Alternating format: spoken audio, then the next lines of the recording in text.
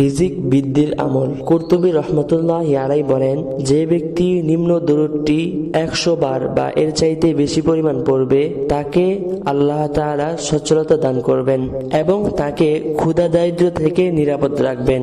শায়েখ মোহাম্মদ তুনুসি রহমতুল্লাহ আলাইহি বলেন, নিম্ন দরুদটি যে ব্যক্তি প্রতিদিন 11 বার পাঠ করবে তার দরুন যেন আসমান থেকে রিজিক নেমে আসে আর জমিন থেকে রিজিক উৎপন্ন হয়। নিম্ন দরুদটি যদি আমরা নিয়মিত সকাল বিকাল 100 বার বা এর চাইতে বেশি পড়ি, ইনশাআল্লাহ অবশ্যই আমাদের রিজিকের মধ্যে বরকত হবে।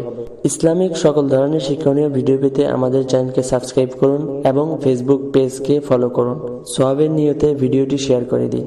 দরুদটি হচ্ছে, আল্লাহুম্মা সাল্লি সালাতান কামিলাতান ওয়া সাল্লিম সালামান তাম্মা আলা সাইয়্যিদিনা মুহাম্মাদিন তানহাল্লু বিহিল উকদু ওয়া তানফারিজু বিহিল কুরাবু ওয়া তুকদা বিহিল হাওয়াইজু ওয়া তুনালু বিহির রাগাইবু ওয়া হুসনুল খাওয়াতিমি ওয়া ইস্তাসকাল গামামু বিওয়াজহিহিল কারীম ওয়া আলা আলিহি ওয়া সাহবিহি ফি কুল্লি লামহাতিন ওয়া নাফসিন বিআদাদি কুল্লি মা'লুমিন লাকা।